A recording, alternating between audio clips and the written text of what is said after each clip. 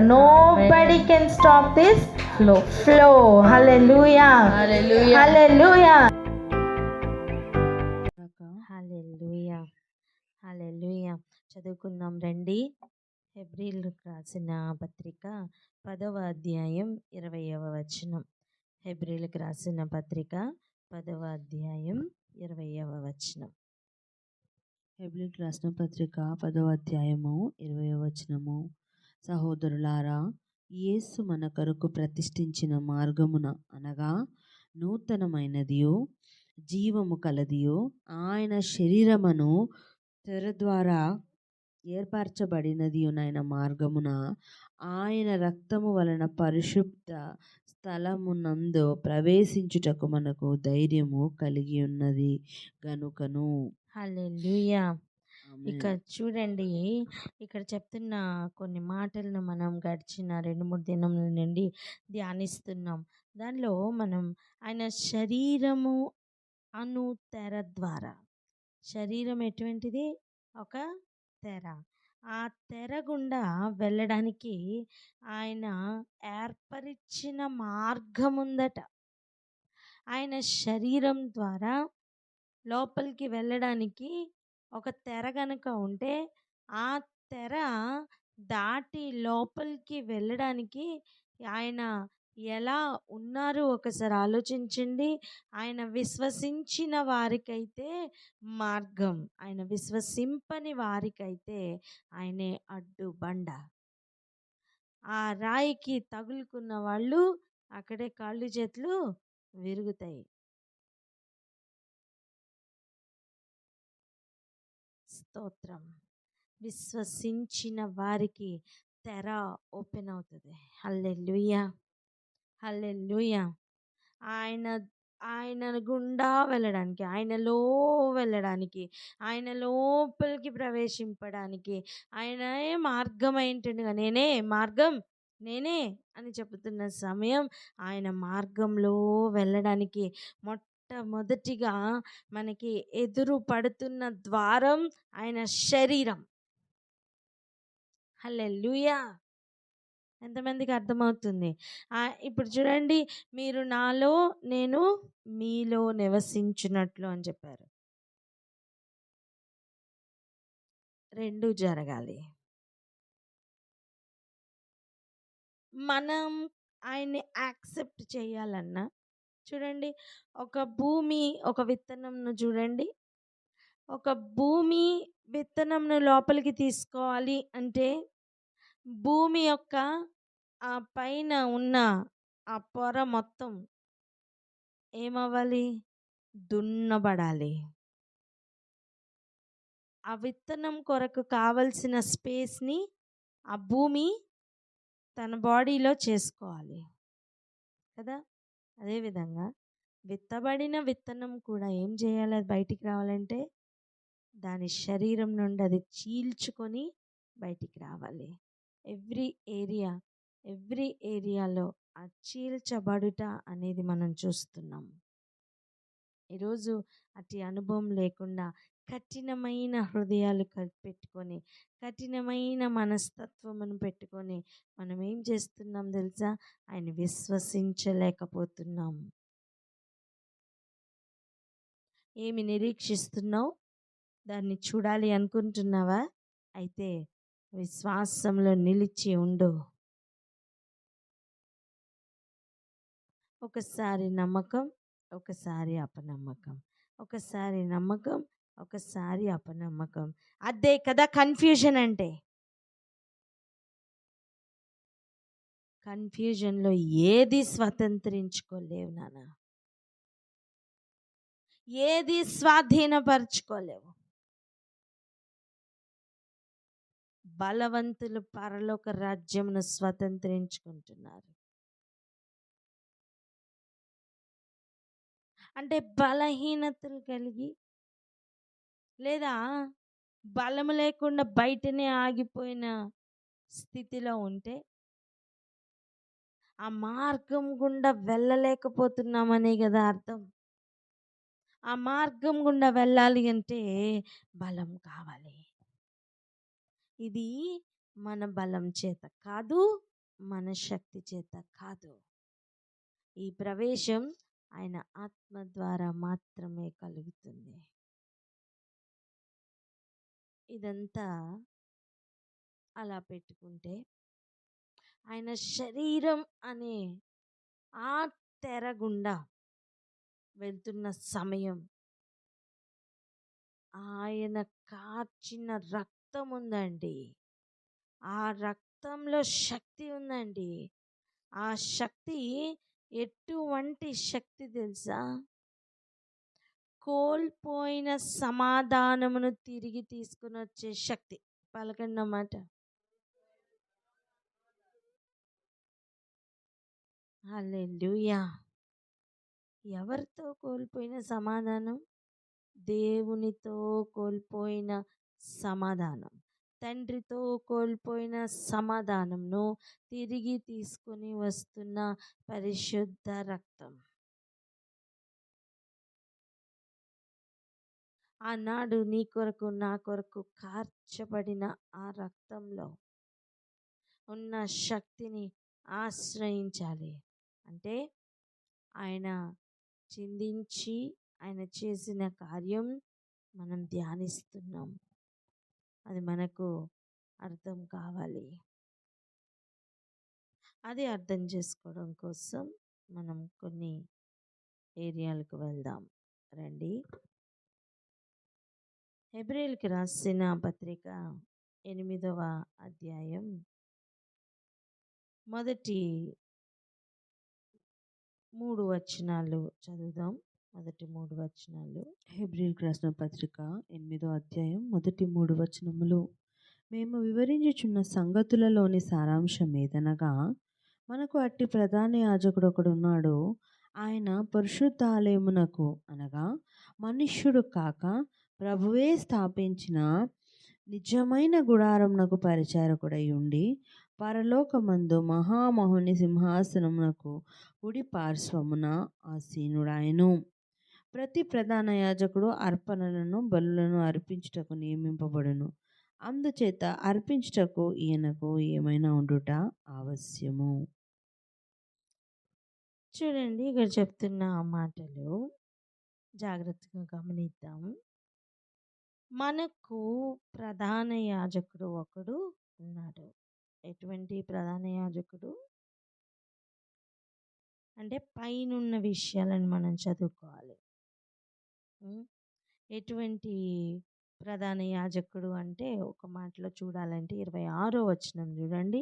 పవిత్రుడును, నిర్దోషియు, నిష్కల్మషుడును, పాపులలో చేరక ప్రత్యేకముగా ఉన్నవాడును, ఆకాశ మండలము కంటే మిక్కిలి హెచ్చైన వాడునైన ఇట్టి ప్రధాన యాజకుడు మనకు సరిపోయినవాడు.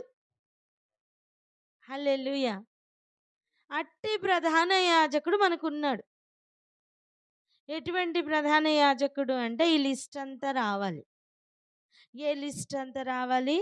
పవిత్రుడు, నిర్దోషి, నిష్కల్మషుడు, పాపులలో చేరక ప్రత్యేకముగా ఉన్నవాడు. అంతన్నిటికంటే కూడా ముఖ్యమైన క్వాలిఫికేషన్ ఏంటి తెలుసా? ఆకాశం మండలం అంతటి మీద మిక్కిలి హెచ్చైన వాడు. ఆయనకి ఆ పొజిషన్ ఎలా వచ్చిందండి? భూమి మీద అన్నిటికంటే అందరికంటే తగ్గించుకున్నవాడయ్యారు గనుక ఆయన హెచ్చింపబడ్డారు. హల్లెలూయా. మీరు ఇలా ఆలోచించండి. 1 2 3 4 ఇలా ఒక హైరార్కీ పెట్టండి. ఇలా రాయండి. 1 2 3 4 5 6 7 8 9 10 అలా ఒక 10 రాయండి. ఓకేనా? 10 రాసిన తర్వాత ఇప్పుడు ఈ 10ని కింద దాన్ని తీసుకొని అదొక తెర అనుకోండి. ఆ కింద దాన్ని తీసి ఇప్పుడు ఇలా పైకి చేయండి. అంటే ఆకాశంలోకి ఎత్తండి. ఒక కర్టెన్ ఉందనుకోండి. కర్టెన్ని మనం ఆల్రెడీ ఫిక్స్ చేసి ఉంటాం కదా, పైనుంచి కింద వరకు ఫిక్స్ చేసి ఉంటాం. జాగ్రత్తగా వినండి. కర్టెన్ని మనం పైనుంచి ఫిక్స్ చేసి ఉంటాం కదా. ఇప్పుడు ఫ్రీ ఎండ్ ఏది ఉంది? కింద ఉన్నదే ఫ్రీ ఎండ్, పైన ఉన్నది కట్టుబడి ఉంది. పైనున్నది కట్టుబడి ఉంది. అర్థమైందా? ఫిక్స్ అయిపోయింది. చెప్పండి ఎలా ఉంది? ఫిక్స్ అయిపోయింది. దానికి ఫ్రీ ఎండ్ లేదు. అర్థమైందా? కానీ కింద ఉన్నదేంటి? ఫ్రీ ఎండ్తో ఉన్నది. ఓకే, ఆ కింద ఉన్నదాన్ని పట్టుకొని ఇప్పుడు ఇలా ఆకాశంలోకి పైకి ఎత్తండి. ఎత్తారా? ఎత్తి చూడండి. ఇప్పుడు ఫస్ట్కి ఎవరు వచ్చారు? ఈ ఫ్రీ ఎండ్ వచ్చింది. ఫస్ట్కి ఇప్పుడు ఏ అంకి వచ్చింది? 10 నెంబర్ వచ్చింది. అలా యేసయ్య సియోనులో స్థాపించబడిన అమూల్యమైన రాయి. ఆయన అట్టడుగున మొట్టమొదటి వాడే అయినప్పటికీ కూడా అట్టడుగున ఉండి భరిస్తున్నవాడు. ఆయన శిరస్సు మీద ఇప్పుడు సంఘమును ఆయన కడుతున్నారు. ఆయన ఆత్మ సంబంధమైన మందిరం ఎలా కడుతున్నారు చూడండి. శిరస్సు అయిన వాడు, అమూల్యమైన రాయి అయిన వాడు, అన్నిటికంటే పెద్దగా ఉన్నవాడు, అన్నిటికంటే గొప్ప అయిన వాడు, ఆకాశ మండలంలో అన్నిటికంటే ఎత్తైన వాడు, ఆయన కంటే ఇంకొకటి ఏది కూడా ఎత్తైనది లేదు అనిపించుకున్నవాడు, దాసుని స్వరూపం ఎత్తి ఏమీ లేనివాడుగా అట్టడుగునకు కిందకి దిగుభాగమునకు దిగిపోయారు అనుకోండి. ఇప్పుడు అక్కడ ఆ లాస్ట్ పాయింట్కి ఆయన వెళ్ళారు. సో ఇప్పుడు చూడండి, ఎవరైనా సరే నిలబడాలి అన్నా, నిలబెట్టాలి అన్నా ఫస్ట్ ఏదొస్తుంది? అప్పుడు శరీరం కిందకి నిలబెట్టడానికి. అంతవరకు అది పైన. అర్థమైందా? అంతవరకు కాళ్ళు ఎక్కడుంటాయి? పైన. తల కింద ఉన్నప్పుడు, శిరస్సు కింద ఉన్నప్పుడు కాళ్ళు ఎక్కడుంటాయి? పైన ఉంటాయి. కానీ నిలబడాలి అన్నప్పుడు ఏం జరుగుతుంది? ఈ శిరస్సు పైకి రావాలి, పాదములు కిందకి రావాలి. అంటే ఇప్పటి వరకు హెచ్చుగా ఉన్నది ఏమవుతుంది? కిందకి వెళ్తుంది. ఇప్పటి వరకు తగ్గించుకున్నది ఏమవుతుంది? హెచ్చుగా అవుతుంది. అలా దేవాది దేవుడు అన్నిటికంటే కూడా ఆకాశ మండలం అంతటి మీద కూడా హెచ్చైన వాడుగా ఆయన అయ్యారు. ఆమేన్. ఆయన తగ్గించుకున్న దానికంటే ఇంకా తగ్గించుకోవడానికి ఇంకొక లెవెల్ లేదు. అర్థమైందా? మీకు ఇప్పుడు 10 కాయిన్స్ ఇచ్చి 1 2 3 4 అలా 10 కాయిన్సే ఇస్తే 10th కాయిన్ మనం కింద అట్టడుగున పెట్టాం. ఇప్పుడు దాన్ని మనం ఇలా రివర్స్ చేసినప్పుడు ఇప్పుడు 10 ఎక్కడికి వెళ్ళింది? హల్లెలూయా. 10 అంతా పైకి ఎలా వెళ్ళిందంటే అన్నిటికంటే కిందకు ఉన్నది కనుక. మీరు గమనించండి, న్యూమరికల్ నెంబర్స్ రాసేటప్పుడు కూడా 1 అనేది ఎక్కడ రాస్తాం? ఫస్ట్ రాస్తాం. అవునా? పెద్ద సంఖ్యలు అన్నిటి మనకి ఇచ్చిన అన్ని సంఖ్యల్లో 1 to 10 పెద్దవి అనుకోండి. ఇన్ఫినిట్ దాకా అక్కర్లేదు. 1 to 10లో వినండి, 1 to 10లో 1 2 3 4 ఇట్లా రాస్తావు కదా. 1 ఫస్ట్ రాస్తావు నువ్వు. అయినంత మాత్రాన అది పెద్దదయిందా? కాదు. అడుగున రాసినా సరే గొప్పది ఇప్పుడేది? అదే. ఎక్కువైనది ఏది? అదే.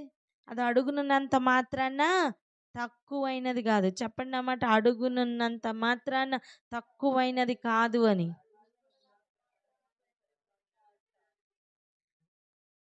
ఈ మాటని అండర్లైన్ చేయండి. అడుగునున్నంత మాత్రాన తక్కువైనది కాదు అని. అర్థమవుతుందా?